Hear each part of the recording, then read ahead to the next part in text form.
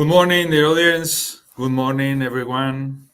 I am Pedro César Martinez, the Director of the Master in Talent Management of Advantere School of Management. Welcome to another episode of Advantere Talks, organized by this Master, the Master in Talent Management.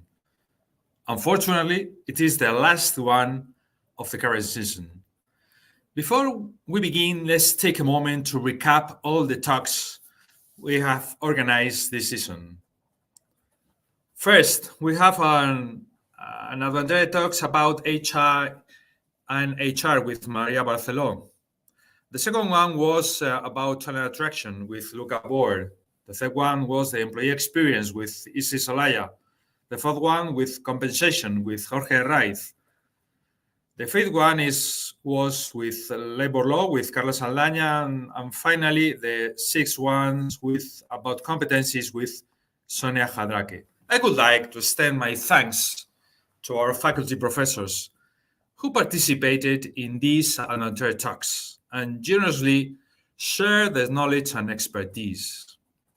Their contributions have been invaluable in making this series a success. For anyone interested in watching any of the episodes of Advantere Talks, you can find them on our YouTube channel. We encourage you to revisit these sessions and continue to learn from the insightful discussions and expert advice by our esteemed faculty. Each of these sessions brought invaluable insights and expert advice contributing to our collective knowledge in talent management. We hope you found them as enriching and engaging as we did. Advantere School of Management is a management school of Comillas University, University of Deusto, as well as Georgetown University as a strategic academic partner. Institutions that have been offering excellence in graduate business education for over 100 years. Our philosophy, tradition, and curriculum prepare our students to become management leaders with a focus on ethical business, social impact, sustainability, and diversity. Advantere is the place where innovation meets excellence in business education and prepares you for success in today's even more demanding job market. With a heritage spanning over 35 cohorts and the distinction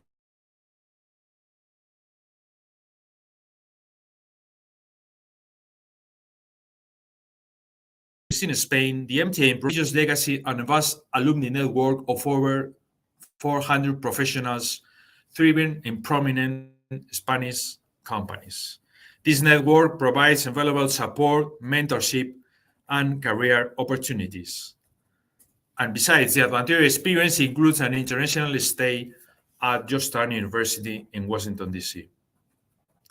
There are many master programs around the world in HR, in human resources, in people management, but we have decided to go one step further with the Advantere's community. Here are some considerations for you to have in mind: exceptional academic programs, innovative learning environment, social impact focus, expert faculty, global perspective, and career support.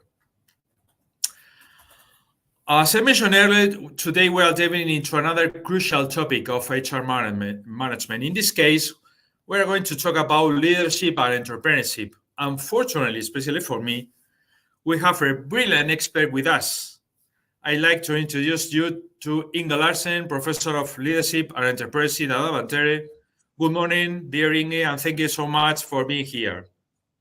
Good morning, Pedro César, and thank you very much for inviting me to this talk to talk about this topic of leadership in startups, which is a very important issue to discuss. Well, let's get started. Inge, please, the first question. Why do you believe many people perceive a lack of good leaders? So, yeah, thank you for that question. I think that, and it's not something I just think, there are many studies that show that people do perceive a lack of good leaders. And I think there are several reasons for this. I think, first of all, media plays a large role in this because the the stories, unfortunately, that we see about leadership are often about bad cultures, about bad leadership and the effect it has on employees. So I think this narrative in the public gives people a general mistrust in the leaders, whether those are in organizations or are political leaders. And then I think the second reason is that people have experience with bad leadership. Again, we have statistics that tell us that the majority of people who quit their job or who are unsatisfied at job, they are so because they don't feel appreciated, they don't feel inspired, or they are working in a bad work culture. And that's obviously signs of bad leadership in these organizations. So it's actually also the experience of people that give them these perceptions. And then the last thing, I think that organizations do lack people with leadership skills. I think that organizations lack leadership talent, and that's also why then people perceive that there's a lack of talent, because there is a lack of talent. And that's something that I think is important for organizations to focus on, developing these leaders from within. Okay, how do you see the relevance of leadership in entrepreneurship or startups? I think it is essential to have good leaders, to have good entrepreneurial leaders, because entrepreneurs, they don't work alone. Entrepreneurs, they work with people. The relationships they have internally, externally are crucial for the success of a startup. So one of the important leadership competences that they need to have here is they have to be able to share the vision, because they need to be able to attract people to the project when the project is still just an idea. There's no organization, there's no sales, there's nothing. So they have to be able to share a vision, and being able to share a vision is a leadership quality, and to motivate people through a vision. And I think that's even more highlighted in a startup situation, because it's a riskier thing for an employee or an investor or partner to join a project that is not existing than it would be to join an established organization. So that's one of the reasons I think leadership is important, that this role of vision and motivation to draw people into the project is important. And then I think the other aspect that makes leadership specifically important in a startup is that entrepreneurial leaders, they have to develop a culture from scratch. So they have to decide what that culture has to look like, and they have to develop it with the very first employees that join this project. And it needs a conscious choice of the leaders to say, okay, we want to develop this kind of culture or another kind of culture. But in general, starting a culture from scratch that ensures that you have a good functioning of the team, because in the end, it's all about the people. For the most of startups, it's the team and the way that the team is managed and led that determines whether a new venture will be a success or a failure. Okay, you have already talked in your recent answers about skills and competencies. What are the key competencies required to become an effective entrepreneurial leader? Yeah, so where this with being inspirational and motivational and create a culture, they are the more general leadership skills that are also very important in established companies. Then I think, particularly for a startup, many of these activities that a startup will be focusing on initially is the activities that try to create a product market fit. So basically develop a solution to an existing problem and then selling this solution to the market. And this is a process of trial and error. So in order to get the solution right, you have to try a lot of things, and you have to develop and learn. So therefore, some of the most important competences, in my opinion, of entrepreneurial leaders is that they have to be able to experiment, they have to be able to learn, and then they have to be able to adapt to these learnings that they get from the market. And they have to then also be able to transmit or transfer that way of working to the starting team that joins the organization. So basically, it's a culture of learning. It's a culture where failure is accepted and failure is talked about. And I think for an entrepreneurial leader, one of the things to put this into practice is to be able to set a good example. Okay. So basically, share with the employees when the leader had a failure. For example, had a product demonstration that didn't go well, or an investor that rejected the proposal. Sharing that with the team, sharing vulnerability, makes the employee see that it's okay to fail. We can fail. The important thing is that we learn from it, and the leader will not lose trust in us if we do a task and we fail at it.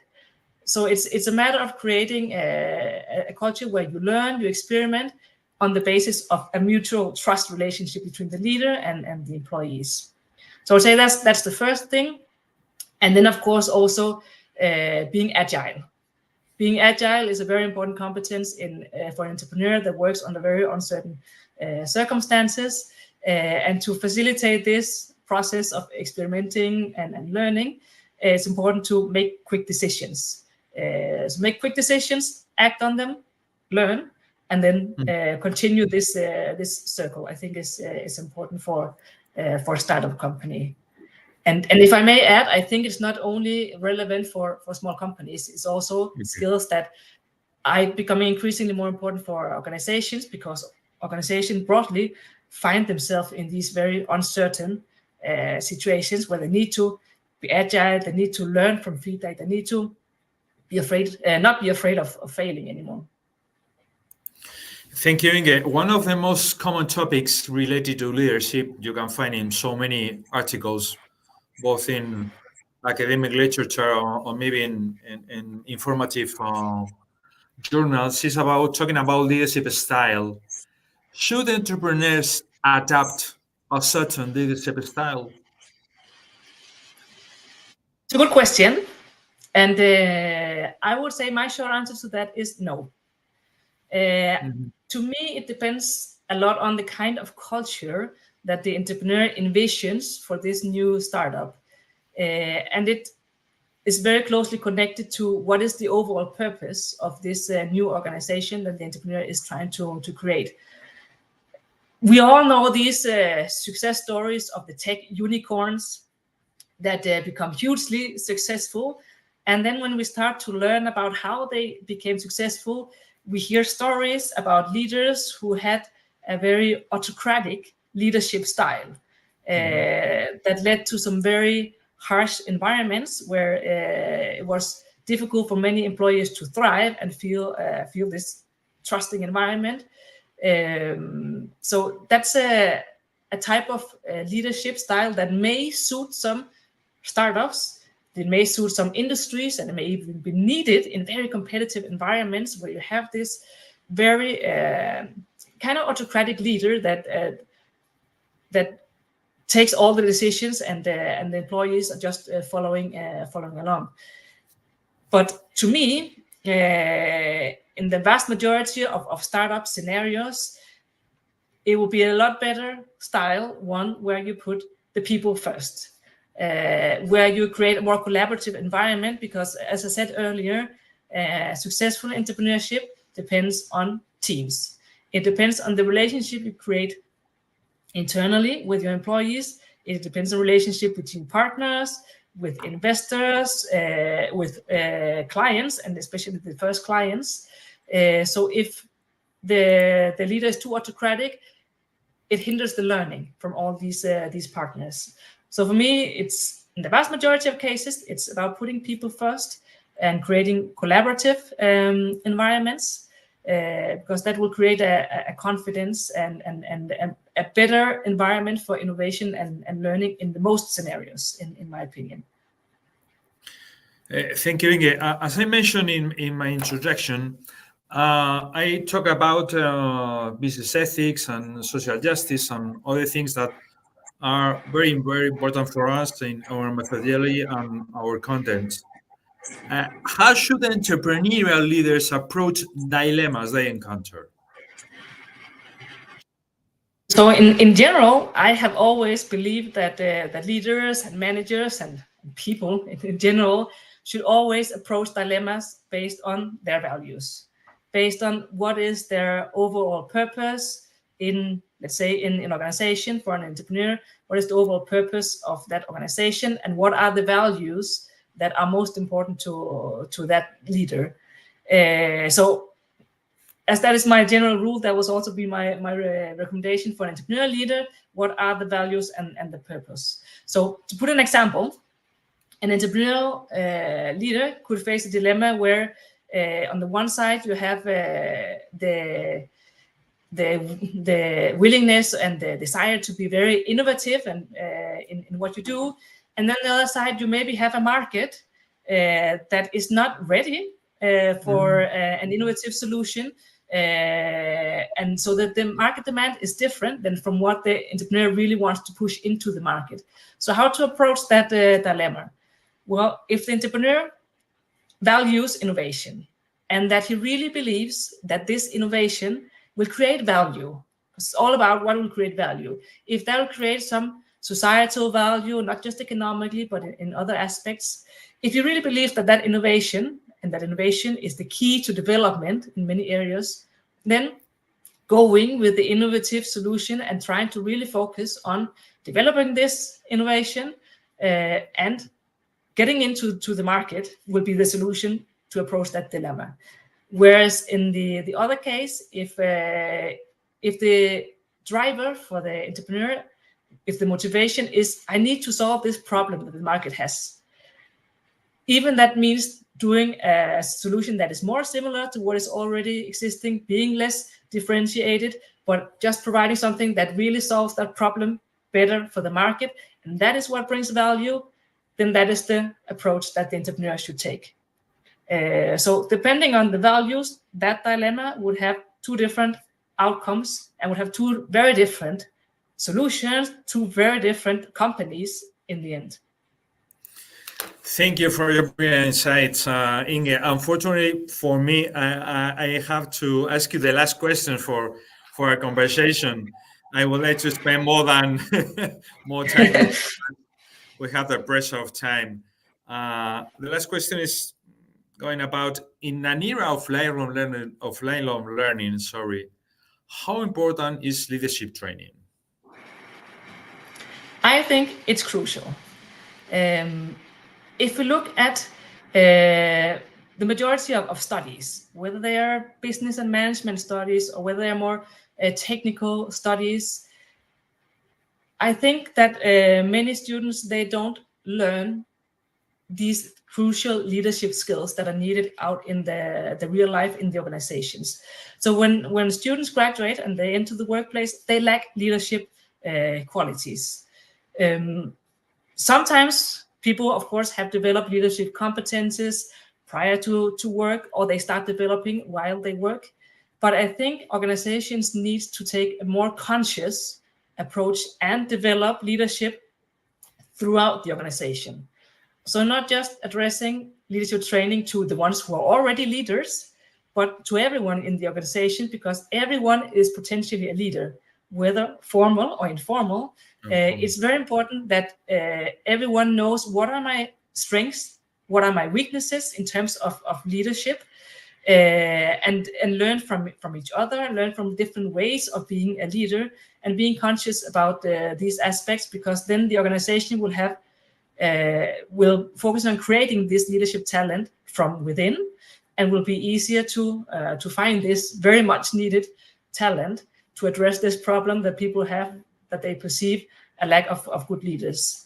So for me, it's absolutely important. But I know in turbulent times, when there are crises, when there are business decisions to take in terms of operational aspects, sometimes investments in these areas is not prioritized. But if we take a lifelong learning perspective or a long-term perspective on business survival, to me, this is one of the crucial matters, because in the era of AI as well, the people is what we need to develop sustainable organizations. Well, thank you so much, Inge, for being here and sharing your brilliant insights on leadership and entrepreneurship, and how both affect a business environment and talent management. Thank you so much. Thank you for the invitation. It's been a pleasure. And dear audience, let me spend some minutes in order to repeat the most relevant topics I wrote about what Inge talked. And I started with, she talked about bad culture and bad leaders. She also talked about the narrative that produces mistrusts in ourselves, and the experience, about experience with bad leaders also. And entrepreneurs should or have to work alone. This is one of the most relevant things we have to think about. And maybe we have to avoid bad culture, we have to avoid bad leaders, we have to develop skills to create or to develop a group of good leaders, a culture of learning that she mentioned in the last question about try to spend or try to invest in a lifelong process in order to motivate good leaders, and to put the people first is one of the most relevant topics she mentioned in trying to create to motivate collaborative environments and trying to attract confidence and trust. Well, this is the most relevant topics I wrote while Inge was talking about these questions. Finally, thank you for joining us. Thank you for being with us in this 7 episodes of Advantere Talks. Your participation is invaluable. This one, as I mentioned, has been the last one of this season, and we are working in more episodes for the next season. See you next season. Have a great day.